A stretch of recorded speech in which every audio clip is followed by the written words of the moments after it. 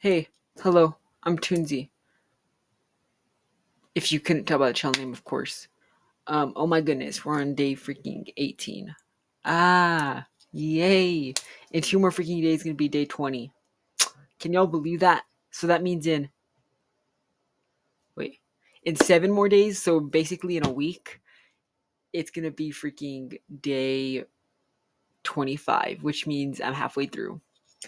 This series is ending this month on the 28th. Also, it's the second day of October. That means freaking well at the time uploading this, of course. But that means 29 more days till Halloween. Yay! Halloween is honestly one of my favorite freaking holidays. I'm not gonna lie, I really do love Halloween like very much. It's the only time like spooky, creepy. I love going to haunted houses. Anyways, uh, yeah. Today's state is Louisiana. Louisiana. I don't know what Louisiana has. I've never really heard of it any before. Isn't it Chicago? Chicago? No, that's Chicago, Illinois. I'm freaking stupid. Louisiana though. And yeah. Um. Oh, and today's song of the day is "Condone It" by Juice World. I'm pretty sure everyone knows who Juice World is. The genre is emo rap slash trap rap. And yeah, that's it. Let's get started. Today's date, rephrasing myself, by the way, is not New Orleans. That's a freaking thing. That's the freaking city it's taking place in. But it's Louisiana. Today I'm talking about the Axeman of New Orleans, which I think this one is also very popular. I've heard of it before. I've just never really looked into it like this until now. But yeah.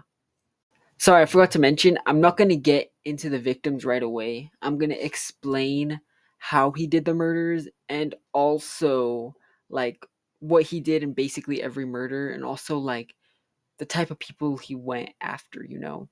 There was a certain race and stuff like that. Anyways, the victims were usually attacked with an axe, which often belonged to the victims themselves. In most cases, a panel on the back door of a home was removed by a chisel, which, along with the panel, was left on the floor near the door.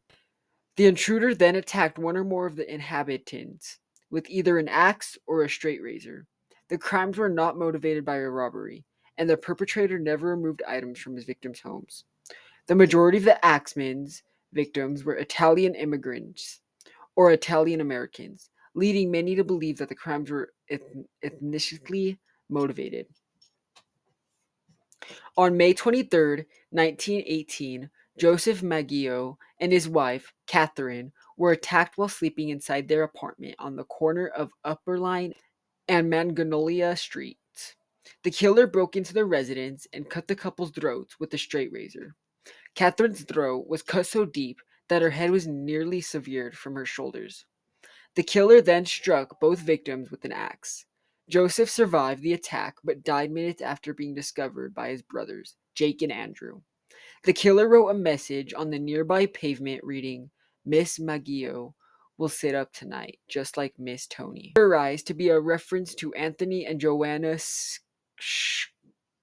Sciambra, Italian greengrocers who were attacked in 1912. Police found the body clothes of the murderer in the apartment, as the killer had changed into a clean set of clothes before fleeing the scene. A complete search of the premises was not performed after the bodies were moved. Yet, the bloodstained razor was later found on the lawn of a neighboring property. Police ruled out robbery as a motivation for the attacks, as money and valuables left in plain sight were not stolen by the intruder. The razor was found to belong to Joseph's brother Andrew, who owned a barber shop on Camp Street. His employee, Esteban Torres, told police that Andrew had removed the razor from his shop 2 days before the murder, explaining that he had wanted to have a nick honed from the blade. Andrew, who lived in an adjoining apartment, reported hearing groaning noises through the wall on the night of the murders. Andrew blamed his failure to hear any noise related to the attack itself on his intoxicated state. Police, however, were nothing less surprised that he failed to hear the intruder's forced entry into the home. Andrew became the police chief's prime suspect in the crime, yet was released after investigators were unable to break down his statement, as well as his account of an unknown man who was supposedly seen lurking near the apartment before the murders. On June 27th, 1918, Louis Bussumer and his mistress, Harriet Lowe, were attacked in private quarters at the back of Bussumer's grocery. Bussumer was struck with the hatchet above his right temple, which resulted in a possible skull fracture. Lowe was hacked over the left ear and left with one side of her face permanently paralyzed. The couple was discovered the following morning, alive but critically injured, by John Zanka, who had come into the grocery store to make a routine delivery. The axe, which had belonged to Bussumer himself, was found in an adjacent bathroom. Bussumer stated to investigators that he had been sleeping when he was attacked with the hatchet. Almost immediately, police arrested Louis Oppikin, a 41-year-old African American man who had been employed in the grocery just a week before the attacks. No evidence existed that could have been Oppikin guilty, yet police arrested him nonetheless, stating that he had offered conflicting accounts of his whereabouts on the morning of the attack. Arbikin was later released. However, as police were unable to gather significant evidence to hold him, recalled her assailant having been a black man. Yet, her statement was discounted by police due to her disoriented state. Robbery was said to be the only possible explanation for the attacks, yet, no money or valuables were removed from the scene. Lowe became the center of a media circus as she continually made scandalous and often false statements relating to both the attacks and the character of Bussumer. After Bussumer fell under suspicion of spying following discovery of foreign written letters in his possession, Lowe told police that she thought he was a German spy, resulting in his immediate arrest. He was released 2 days later. In August 1918, Bussumer was arrested again after Lowe, by then on her deathbed following failed surgery, named him as her assailant. Bussumer was charged with murder and served 9 months in prison before being acquitted on May 1st, 1919, after a 10-minute jury deliberation. On August 5th, 1918, Anna Schneider, who was 8 months pregnant, awoke to find a dark figure standing over her and was bashed in the face repeatedly. Her scalp was cut open and her face was covered in blood. Anna was discovered after midnight by her husband, Ed Schneider, as he returned late from work. Anna claimed that she remembered nothing of the attack and gave birth to a healthy baby girl 2 days later. Ed told police that nothing was stolen from the home besides $6 or $7 that had been in his wallet. The windows and doors of the couple's apartment appear not to have been forced open, and authorities came to the conclusion that the woman was most likely attacked with the lamp that had been on a nearby table. James Gleason was arrested shortly after Anna was found. He was later released due to lack of evidence. Lead investigators begin to publicly speculate that the attack was related to the previous Bussumer and Maggio incidents. On August 10th, 1918, Pauline and Mary Bruno awoke to the sound of a commotion in the adjoining room where Joseph Romano resided. Upon entering the room, the sister discovered Romano had taken a serious blow to his head, which resulted in 2 open cuts. The assailant was fleeing the scene as they arrived, yet the girls were unable to distinguish that he was a dark-skinned, heavy-set man who wore a dark suit and a slouched hat. Romano was able to walk to the ambulance once it arrived, yet died 2 days later due to severe head trauma. His home had been ransacked, yet no items were stolen. Authorities found a bloody axe in the backyard and discovered that a panel on the back door had been chiseled away. The murder created a state of extreme chaos in New Orleans, with residents living in constant fear of an Axeman attack. Police received a lot of reports in which citizens claimed to have seen the killer lurking in local neighborhoods. A few men even called to report that they had found axes in their backyards. John D'Antonio made public statements in which he hypothesized that the man who had committed the recent murders was the same man who had killed several individuals in 1911. D'Antonio described the potential killer as an individual of dual personalities who killed without motive. This type of individual, D'Antonio stated, could very likely have been a normal citizen who was often overcome by an overwhelming desire to kill. He later went on to describe the killer as a real life Dr. Jekyll and Mr. Hyde. On March 10th, 1919, Charles Cortamiglia, his wife Rosie, and his daughter Mary were attacked in their residence on the corner of Jefferson Avenue and 2nd Street. Upon hearing screams from the Cortamiglia residence, Orlando Giordano rushed across the street to investigate. He discovered that Cortamiglia's family had all been attacked by the Axeman. Charles and Rosie had both suffered skull fractures from blows caused by an axe, which was found on their back porch. Mary was killed in their mother's arms from a blow to the back of the neck. Nothing was stolen from the house, but a panel on the back door had been carved away. Charles was released 2 days after the attack, while his wife remained in the care of doctors. Upon gaining full consciousness, Rosie made claims that Giordano and his son Frank were responsible for the attacks. Orlando was in too poor health to have done so. Frank, more than 6 feet tall and weighing over 200 pounds, would have been too large to have fit through the panel on the back door. Charles strongly denied his wife's claims, yet police nonetheless arrested the Giordanos and charged them with the murder. The men would later be found guilty.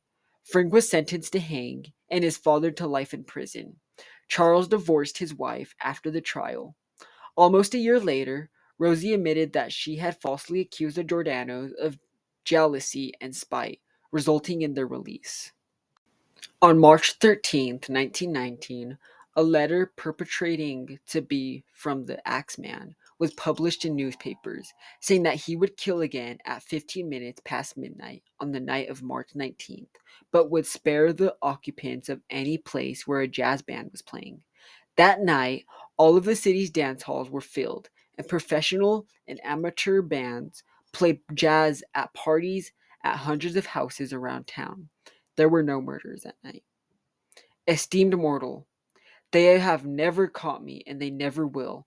They have never seen me, for I am invisible, even as the ether that sounds your earth. I am not a human being, but a spirit and a demon from the hottest hell. I am what you Orleanians and your foolish police call the Axeman. When I see fit, I shall come and claim other victims. I alone know whom they shall be. I shall leave no clue except my bloody axe, besmeared with blood and brains of he whom I have sent below to keep me company. If you wish, you may tell the police to be careful not to rile me. Of course, I am a reasonable spirit. I take no offense at the way they have conducted their investigation in the past. In fact, they have been so utterly stupid as to not only assume me, but his satanic majesty, Frantic Joseph, etc. But tell them to beware. Let them not try to discover what I am, for it were better that they were never born than to incur the wrath of the Axeman. I don't think there is any need of such a warning, for I feel sure the police will always dodge me, as they have in the past. They are wise and know how to keep away from all harm. Undoubtedly, you Orleanians think of me as a most horrible murder, which I am, but I could be much worse if I wanted to. If I wished, I could pay a visit to your city every night, at will, I could slay thousands of your best citizens, for I am in close relationships with the angel of death. Now, to be exact, at 12:15 on next Tuesday night, I am going to pass over New Orleans. In my infinite mercy, I am going to make a little proposition to you people. Here it is. I am very fond of jazz music, and I swear by all the devils in the nether regions that every person shall be spared in whose home a jazz band is in full swing at the time I have just mentioned. If everyone has a jazz band going, well then, so much the better for you people. One thing is certain, and that is the some of you people who do not jazz it out on the specific Tuesday night will get the axe. Well, as I am cold and crave the warmth of my native Tartarus, and it is about time I leave your earthly home, I will cease my discourse, hoping thou will publish this. That is, that it may go well with thee. I have been, am, and will be the worst spirit that ever existed, either in fact or realm of fantasy. The Axeman. On August 10th, 1919, Steve Boca was attacked as he slept in his bedroom by an axe wielding intruder.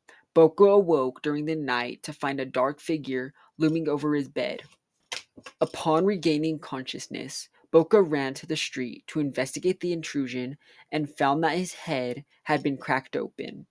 Boca ran to the home of his neighbor, Frank Ganuza, where he lost consciousness and collapsed. Nothing had been taken from the home yet. Once again, a panel on the back door of the home has been chiseled away. Boca recovered from his injuries but could not remember any details of the attack. On September 3rd, 1919, Sarah Lawman was attacked in her apartment. Neighbors came to check on her, who had lived alone, and broke into the home when Lawman did not answer. They discovered Lawman lying unconsciousness on her bed, suffering from a severe head injury and missing several teeth. The intruder had entered the apartment through an open window and attacked Lawman with a blunt object. A bloody axe was discovered on the front lawn of the building. Lawman recovered from her injuries but couldn't recall any details from the attack. On October 27th, 1919, the wife of Mike Pepitone was awakened by a noise and arrived at the door of her husband's bedroom just as a large axe-wielding man was fleeing the scene. Pepitone had been struck in the head and was covered in his own blood. Blood spatter covered the majority of the room, including a painting of the Virgin Mary. Pepitone's wife was unable to describe any characteristics of the killer other than large. The Pepitone murder was the last of the alleged Axeman attacks. According to Richard Warner, the chief suspect in the crimes was Frank Mumfree, who used the alias Leon Joseph Monfrey or Manfrey. Mumfree's Garden District jazz business, previously struggling, was noted by many in the community as seeming to do unusually good business once the city was compelled by threat of violence to hire jazz bands and play jazz records. I think this is the second or third freaking uh crime case with freaking axes. This one is the most craziest one, though. I'm not gonna freaking lie. Axeman of New Orleans. He just targeted people because of jazz. That's pretty crazy. Not gonna lie. Um, and wow, like New Orleans. Let's see, they killed about like 5 or 6 people throughout like 1918 through 1919. That's freaking crazy. Not gonna lie. Like I don't even know who would do such things. And yeah, um, absolutely crazy. I'm surprised most of them freaking survived the axe murder. I'm not gonna lie because like that's just crazy. And yeah, um, yeah. This crime scene's pretty interesting. This one's probably one of the most interesting. This one's probably the one of the most interesting ones I'm doing because like you know um but I've heard of this one before. I haven't looked into it that much, but I've heard of it. Louisiana. Jeez Louise. New Orleans. I forgot New Orleans was in Louisiana for some reason. I don't know why. But yeah. That's the end of today's video. This one's absolutely freaking crazy. This one's also a very long video. I haven't made one of these in a while. Well, at the time of recording this and non-editing, it's 21 minutes, 22. But yeah, I hope you guys enjoyed today's video. Really hope you guys liked it. The series is almost over. Yikes. But I'll see you guys in the next one. Bye.